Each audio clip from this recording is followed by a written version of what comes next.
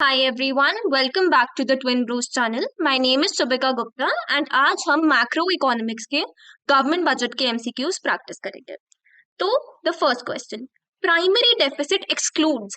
Primary deficit जो होता है उसमें क्या इंक्लूड नहीं होता, मतलब क्या इंक्लूड नहीं किया जाता, उसे एक्सक्लूड किया जाता है। A borrowings, B interest payment of previous loans, C both of the above, D none of the above. तो आपका करेक्ट आंसर होगा interest payments of previous loans. तो आपका करेक्ट आंसर होगा interest payments of previous loans. Next question, revenue receipts include tax receipts, non tax receipt, grants from the World Bank और all of the above.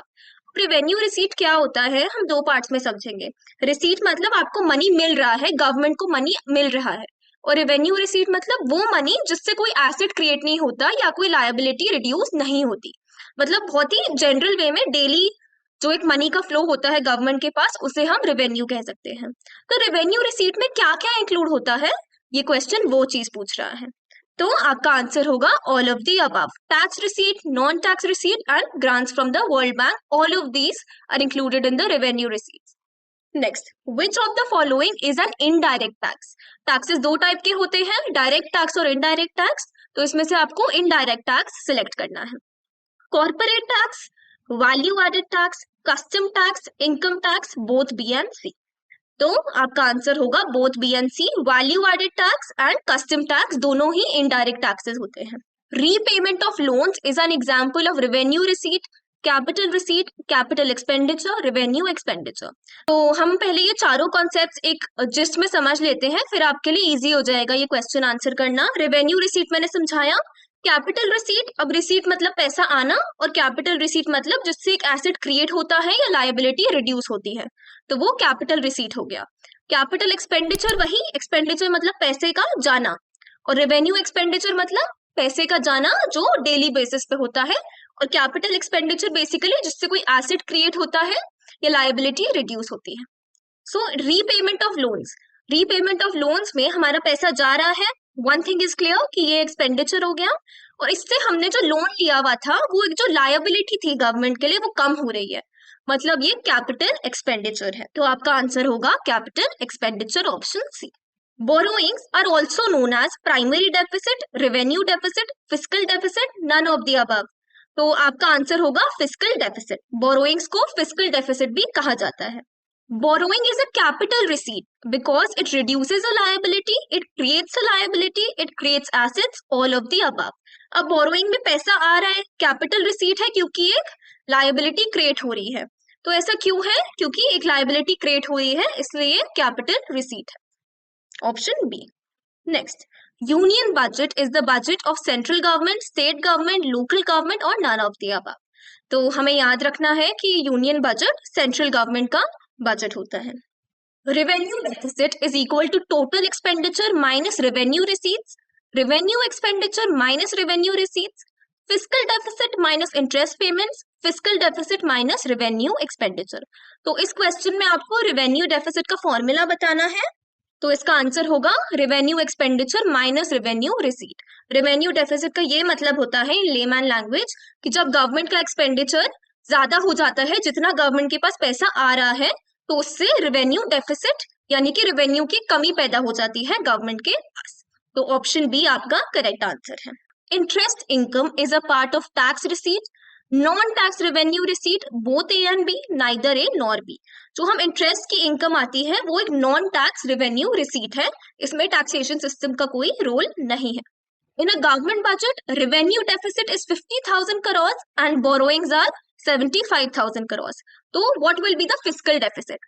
अब यहाँ पे ना ये आपको इतनी वैल्यूज ना कभी कभी ट्रिक करने के लिए दे देते हैं, लेकिन हमने अभी पढ़ा कि fiscal deficit is equal to borrowings, यानी कि बोरोइंग्स को दूसरे टर्म्स में फिस्कल डेफिसिट भी कहा जाता है। तो आंसर एकदम सामने ही है कि fiscal deficit is equal to borrowings which is equal to 75,000 crores. Option C. Which of the following is a part of capital expenditure? तो इस टाइप के क्वेश्चंस बहुत बन सकते हैं इस चैप्टर से। Next, salary paid to army officers, expenditure on construction of flyover, pension paid to retired government employees, interest paid on national debt. तो आपका आंसर होगा ऑप्शन बी। क्यों? क्योंकि पैसा जा रहा है लेकिन एक एसेट क्रिएट हो रहा है, एक फ्लाईओवर, डेवलप किया जा रहा है, कंस्ट्रक्ट किया जा रहा है, तो ऑप्शन बी आपका करेक्ट आंसर होगा। Why did government make policies regarding tax concessions to those industries which are established in backward areas? For reducing regional disparities, economic stability, economic growth, none of the above. तो आपने इस chapter में पढ़ा होगा कि government budget के कुछ objectives होते हैं। तो एक ऑब्जेक्टिव उसमें से ये भी था कि गवर्नमेंट टैक्स में कुछ डिस्काउंट प्रोवाइड करती है उन इंडस्ट्रीज को जो बैकवर्ड एरियाज में अपने यूनिट सेटअप करते हैं। तो ये किस मोटिव का पार्ट है, किस ऑब्जेक्टिव का पार्ट है? तो आंसर होगा रिड्यूसिंग रीजनल डिस्पैरिटीज, ताकि एक बैलेंस रीजनल डेवलपमेंट हो, कोई भी एरिया किसी एरिया से कम ना हो, सब में इक्वल डेवलपमेंट हो इंडस्ट्रीज की। तो option A, reducing regional disparities. Which of the following conditions satisfy the concept of revenue receipts? Again the same type of question. So does not create a liability, does not reduce an asset, both A and B, or none of the above. तो आपका answer होगा both A and B। Revenue receipt ना ही कोई liability create करता है, ना ही कोई asset reduce करता है। ये बहुत डेली बेसिस पे गवर्नमेंट के पास फ्लो ऑफ मनी आता है। Identify the non tax revenue from the following statement. It refers to the claim of the government on the property of the person who dies without leaving behind any legal heir or will. Special assessment, escheats, forfeiture और none of the above. तो इसमें हमें पूछा है कि ये एक non tax revenue का टर्म होता है जिसमें अगर कोई भी पर्सन ऐसे जिसकी कोई फैमिली नहीं होती और उसकी जब डेथ होती है तो उसकी जो प्रॉपर्टी होती है वो गवर्नमेंट अक्वायर कर लेती है, तो उस टर्म को हमें याद रखना है, कहते हैं एस्टीट्स। सो ऑप्शन बी आपका होगा answer एस्टीट्स। Next question. If revenue is 10,000 crores and borrowing is 7,000 crores, what is fiscal deficit? अब हमें बहुत ध्यान रखना है, हमने पहले भी ऐसा क्वेश्चन किया है कि टर्म्स देख के कैलकुलेशन करने नहीं लग जाना, आंसर हमारे सामने है।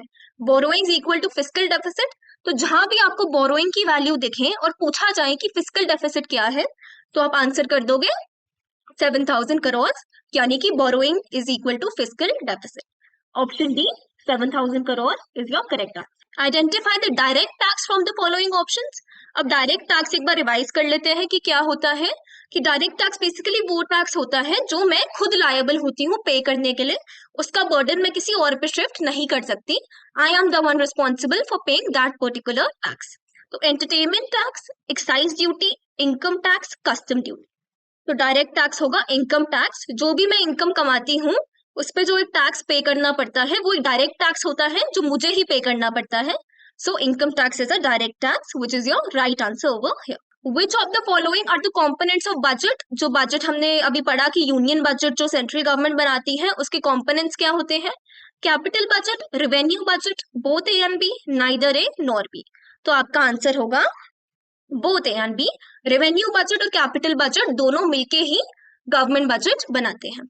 Construction of a mall is a capital receipt, revenue receipt, capital expenditure, revenue expenditure।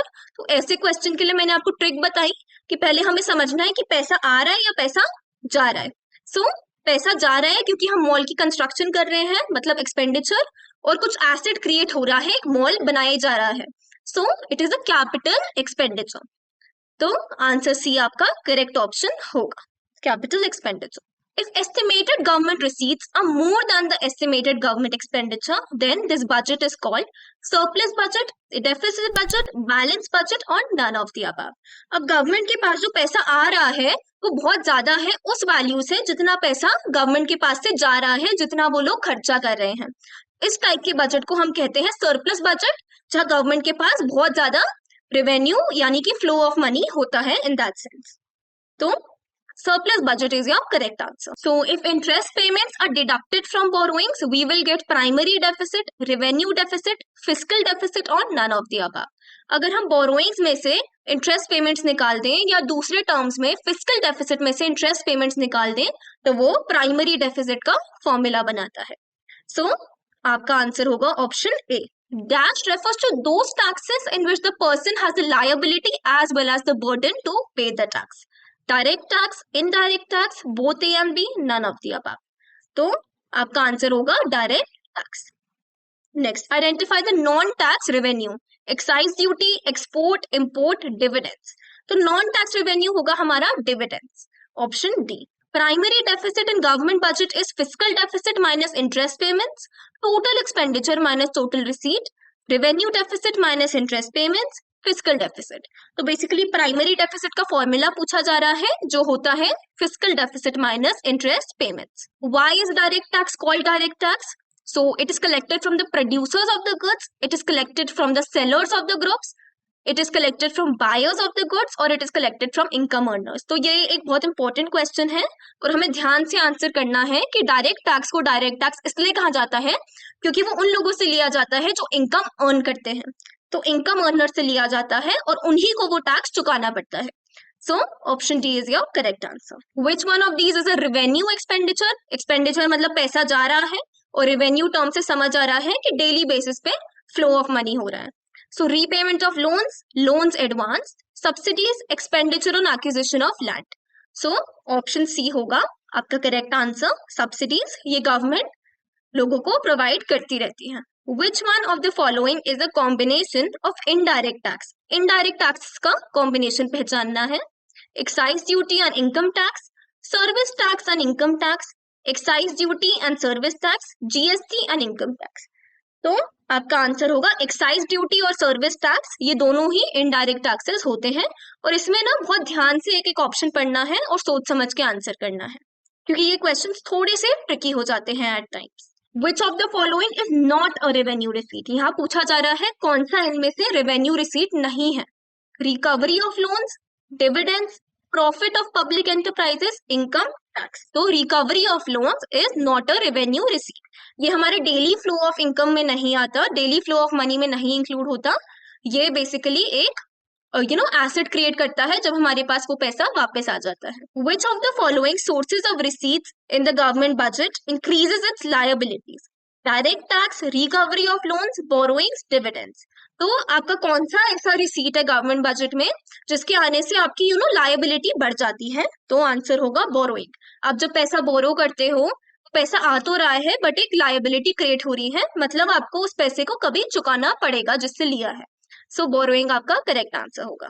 Next, which of the following is a direct tax? Corporation tax, entertainment tax, excise duty और service tax. तो answer होगा corporation tax. Next, which of the following is a source of capital receipt? Foreign loans, dividends, indirect taxes, none of the above. Capital receipt का foreign loans capital receipt का source होता है जिसमें हम किसी foreign country से loan ले रहे हैं और वो हमारे लिए एक लायबिलिटी क्रिएट कर रहा है. So that was all for this video. I hope you've understood the questions and practice alongside. So we'll be coming up with more videos for CUET economic domains. Till then, please stay tuned and please like, share and subscribe the channel for more such videos. Thank you.